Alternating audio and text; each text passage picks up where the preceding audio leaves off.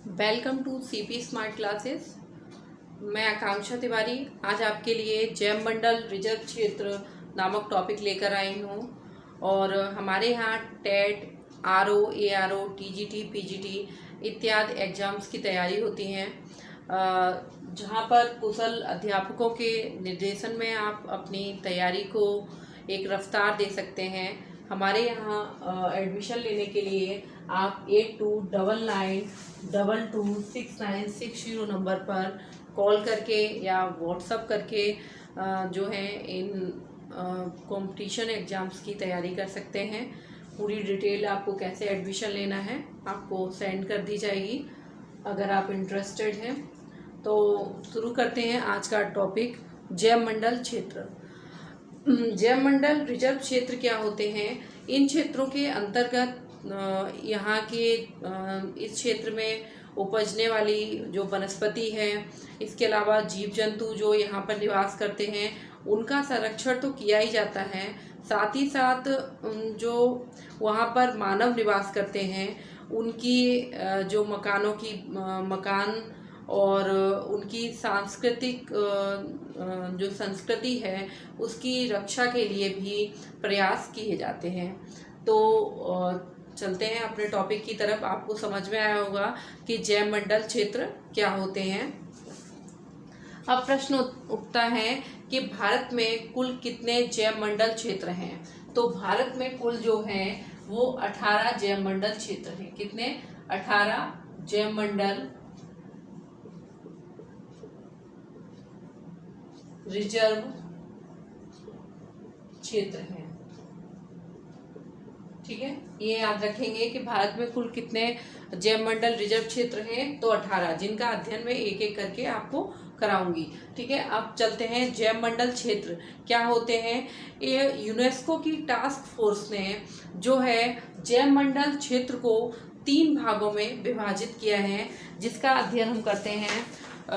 ये विभाजन जो था वो 1976 में हुआ। कब हुआ? 1976 में। ठीक है, 1976 में यूनेस्को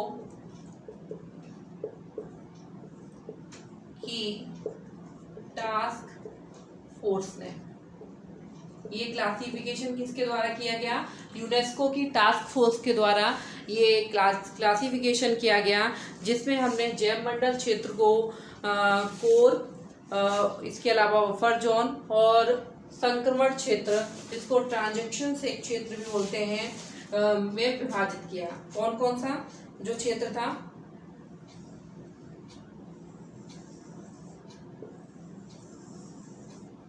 इस क्षेत्र को नाम दिया गया कोर, बफर क्षेत्र, मध्यवर्ती और सबसे बाहरी वाला क्षेत्र जो था उसको संक्रमण क्षेत्र या फिर ट्रांजिशन क्षेत्र जोन के नाम से इसको जाना जाता है। तो कोर, बफर क्षेत्र और संक्रमण क्षेत्र। अब ये क्या होते हैं जो इसका देखेंगे कि कोर जो क्षेत्र होता है ये यहाँ पर कोई भी ह्यूमन एक्टिविटी नहीं होती है। तो no human activities is there. Core जो क्षेत्र होता है पूरी तरह से सुरक्षित होता है। यहाँ पर किसी प्रकार के मानवीय गतिविधियों का कोई भी स्थान नहीं होता। यहाँ पर कोई भी मानवीय गतिविधियाँ नहीं की जा सकती हैं कोर क्षेत्र में। क्योंकि यहाँ पे क्यों नहीं की जा सकती? क्योंकि यहाँ की जो वनस्पति है, जीव जंतु हैं, उनको पूर्ण रूप से संरक्षित करने का प्रयास किया जाता है। किस एरिया में? कोर एरिया में। ठीक है, तो कोर एरिया जो है पूरी तरह से जो है वो सुरक्षित एरिया होता है। इसको हम कोर एरिया के अन्य नाम जो हैं, कोर एरिया को हम रिजर्व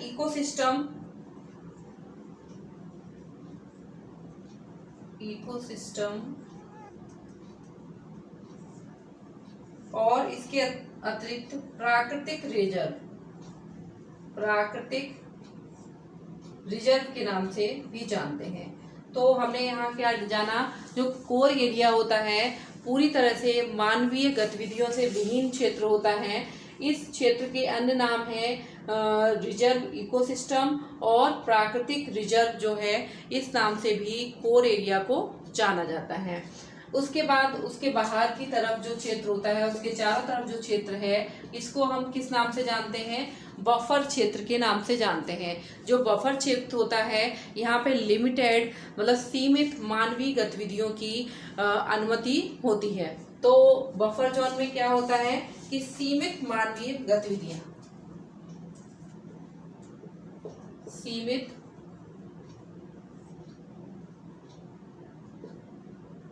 मानवीय क्रियाकलाप।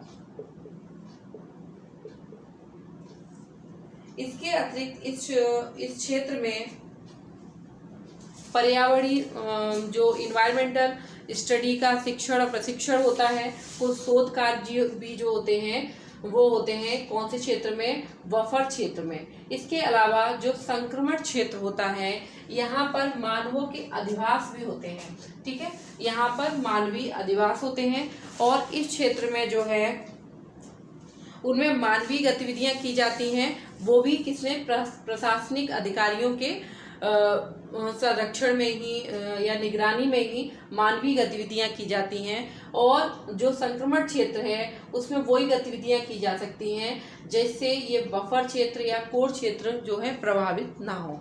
तो हमें समझ में आया कि जैव मंडल क्षेत्र को हमने 3 भागों में, कोर और बफर क्षेत्र और संक्रमण क्षेत्र के में विभाजित किया।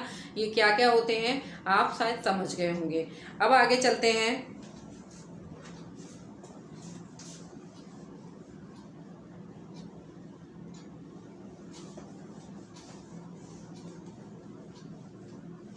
भारत में जो है कुल 18 जैव मंडल रिजर्व क्षेत्र हैं।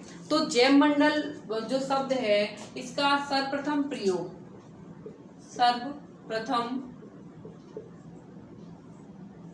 प्रयोग या बायोस्फीयर शब्द का सबसे पहले जो प्रयोग किया था वो किसने किया था, एडवर्ड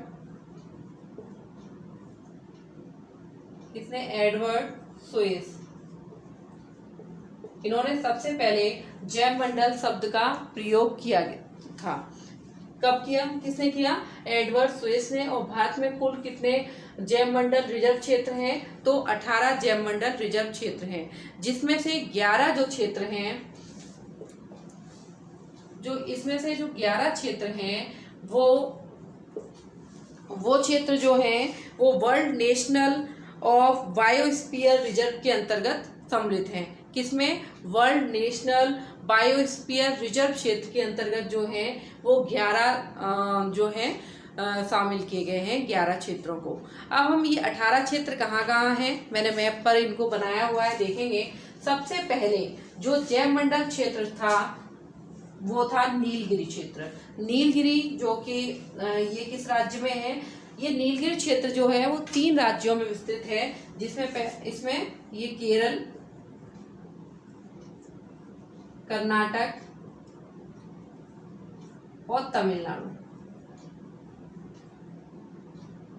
नीलगिरी क्षेत्र का जो विस्तार है वो 3 राज्यों में है, केरल, कर्नाटक और तमिलनाडु। ये जो है वो भारत का प्रथम जैव मंडलीय रिजर्व क्षेत्र है। भारत का प्रथम प्रश्न आता है कि भारत का प्रथम जैव मंडलीय रिजर्व क्षेत्र कौन सा है, तो नीलगिरी क्षेत्र। ये कितने राज्यों में विस्तृत है, तो कर्नाटक, केरल और तमिलनाडु 3 राज्यों में विस्तृत है। कौन सा, नीलगिरी क्षेत्र, जो भारत का प्रथम जैव मंडलीय क्षेत्र है। ठीक है, तो पहला जो क्षेत्र था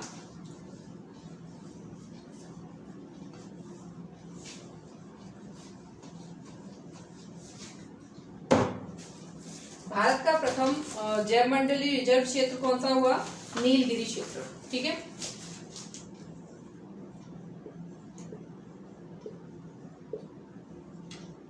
जो भारत का प्रथम जैव मंडलीय रिजर्व क्षेत्र है, किस राज्य में है ये हमें पता चल गया। फिर दूसरा कौन सा है, नंदा देवी। कौन सा, नंदा देवी।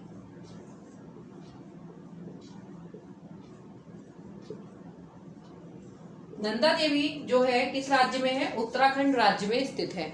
नंदा देवी किस राज्य में स्थित है? उत्तराखंड राज्य में स्थित है। ये दूसरा जो है वो जैव मंडलीय रिजर्व क्षेत्र है। कौन सा? नंदा देवी किस राज्य में है? उत्तराखंड राज्य में है, जो यहाँ पर दिखाया गया है। इसके अलावा तीसरा जैव मंडलीय रिजर्व क्षेत्र है नोकरेक। कौन सा? तीसरा जैव मंडलीय क्षेत्र कौन सा है? नोकरेक। ये किस राज्य में है? नोकरेक ये किस राज्य में है? यहाँ पे क्या लिखा है? मेघालय में। किस राज्य में है? मेघालय राज्य में स्थित है ये नोकरेक क्षेत्र। ठीक है, तो तीसरा जैव मंडलीय क्षेत्र कौन सा हुआ? नोकरेक क्षेत्र, जो कहाँ पर है? मेघालय राज्य में स्थित है। इसके अलावा चौथा मानस, जो मानस क्षेत्र है वो किस में है? असम राज्य में स्थित है। ठीक है, इसके अलावा जो चौथा क्षेत्र है वो किस में है? असम राज्य में स्थित है। कौन सा? मानस। उसके बाद सुंदरवन, पांचवा सुंदरवन। सुंदरवन के डेल्टा का निर्माण किस नदी के द्वारा किया जाता है? ये बहुत बार पूछा जाता है। गंगा और ब्रह्मपुत्र नदी के द्वारा। तो सुंदरवन का जो डेल्टाई क्षेत्र है जहाँ पे मैंग्रोव प्रकार की वनस्पति उगती है वो जो है वो पश्चिम बंगाल और बांग्लादेश में फैला हुआ है। ये सुंदरवन का जैव मंडल क्षेत्र। ठीक है, ये 5वें नंबर का है। ये यहाँ पे बनाया गया है। ये जैव मंडलीय क्षेत्र है। इसके अलावा जो जैव मंडलीय क्षेत्र है छठवां, मन्नार की खाड़ी।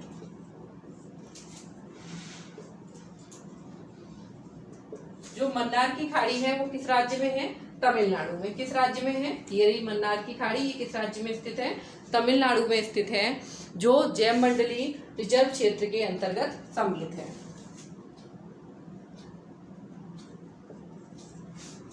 सातवें नंबर पर है ग्रेट निकोबार।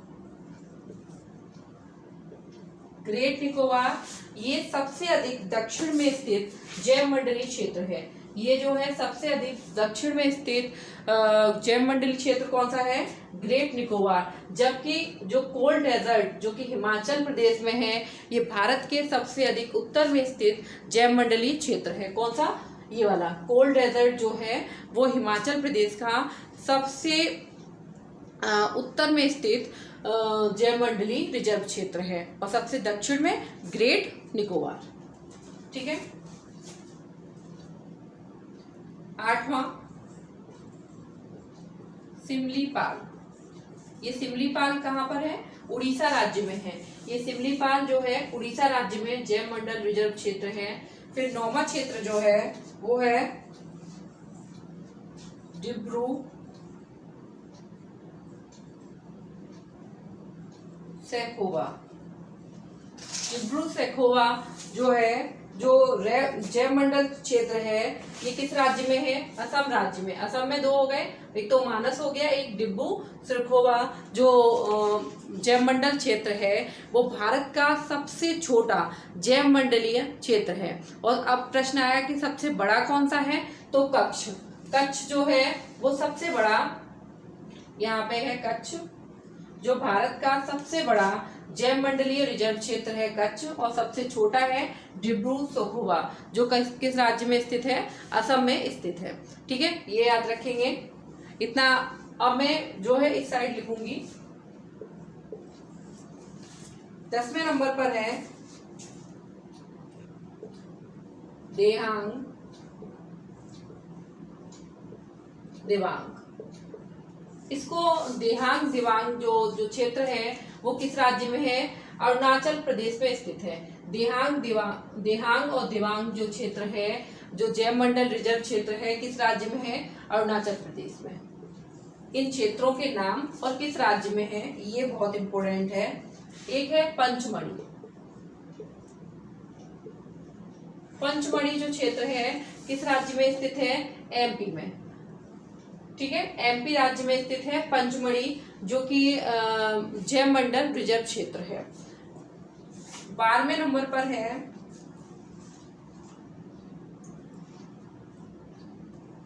कंचन जंगा क्षेत्र। जो किस राज्य में है, सिक्किम में, जिसको खांगचेनजोंगा नाम से जाना जाता है। खांगचेनजोंगा नाम से जाना जाता है किसको, कंचनजंगा जो रिजर्व क्षेत्र है इसको। ये किस राज्य में है, सिक्किम राज्य में। ये बहुत बार पूछा जाता है। 13वें नंबर पर है अगस्त्यमलाय।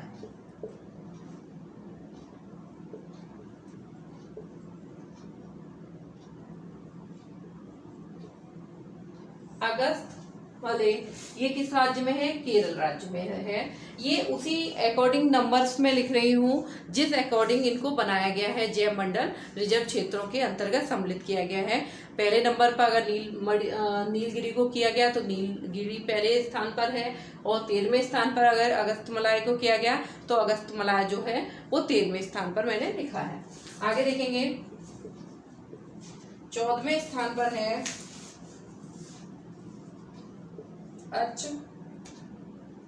अचनकमान अमरकंटक। ये किस राज्य में स्थित है, अचनकमान ये छत्तीसगढ़ राज्य में स्थित है। अमरकंटक किस राज्य में स्थित है, छत्तीसगढ़ में। ठीक है, आगे देखेंगे। मैं यहाँ से मंदार की खाड़ी हटा रही हूँ। 15वें नंबर पर है कच्छ, जो किस राज्य में स्थित है, गुजरात राज्य में स्थित है, और ये भारत का सबसे बड़ा जैव मंडलीय रिजर्व क्षेत्र है। 16वें नंबर पर है कोल्ड डेजर्ट। कोल्ड डेजर्ट किस नाम, कहाँ पर है, कोल्ड डेजर्ट जो है हिमाचल प्रदेश में स्थित है। कोल्ड डेजर्ट कहाँ पर स्थित है, हिमाचल प्रदेश में स्थित है। इसके अलावा सैपाचलम जो है कहाँ पर स्थित है, ये 17वें नंबर का है, ये है आंध्र प्रदेश में। कौन सा, सैपाचलम, ये किस राज्य में स्थित है, आंध्र प्रदेश में स्थित है। 18वें नंबर पर है पन्ना। तो भारत का सबसे नवीनतम या सबसे नया जैव मंडलीय क्षेत्र कौन सा है, तो वो है पन्ना, जो कहाँ पर किस राज्य में है, एमपी में है। सबसे पुराना कौन सा है, नीलगिरी, और सबसे नवीन कौन सा है, वो पन्ना किस राज्य में है, एमपी में है। भारत के सबसे बड़ा जो क्षेत्र है जैव मंडली वो कच्छ है, सबसे छोटा है डिब्रू सिखोवा, ठीक है, असम राज्य का, और सबसे उत्तर में कोल्ड डेजर्ट, और सबसे दक्षिण में ग्रेट निकोबार जो है रिजर्व क्षेत्र जो है इसके अंतर्गत है। ठीक है, ये जो 18 जो क्षेत्र जो है टास्क फोर्स ने कब 1976 में जो है जो क्षेत्रों का जो विभाजन था, बफर जोन और इसके अलावा कोर और संक्रमण क्षेत्र, इनका विभाजन जो है 1976 में किया गया था। ठीक है, तो इतने सारे प्रश्न जो हैं अब पूछ लिया आपको कि भाई मानस कहाँ पर है, असम में है, नौकरेक रिजर्व क्षेत्र के अंतर्गत आ रहा है या नहीं आ रहा है, ये आपको छांटने के लिए भी दे सकते हैं। तो इस तरह के जो प्रश्न हैं वो जैव मंडल क्षेत्र से पूछे जाते हैं। तो शायद आपके वो सारे प्रश्न क्लियर हुए हों। हमारे यहाँ जो ऑनलाइन कोर्सेज होते हैं उनमें एडमिशन लेने के लिए आप जो है हमें कॉल भी कर सकते हैं। नंबर जो है बोर्ड पे लिखा हुआ है, मैं एक बार रिपीट कर देती हूँ, 8299226960। इस नंबर पर कॉल करके आपको ऑनलाइन कोर्सेज में कैसे एडमिशन लेना है इस प्रक्रिया की पूरी जानकारी प्राप्त हो जाएगी। और अगर आपको कोई प्रश्न पूछना है या कोई सजेशन देना है तो आप कमेंट बॉक्स में जाकर कोई भी सजेशन दे सकते हैं या फिर कोई भी प्रश्न पूछ सकते हैं। Thank you.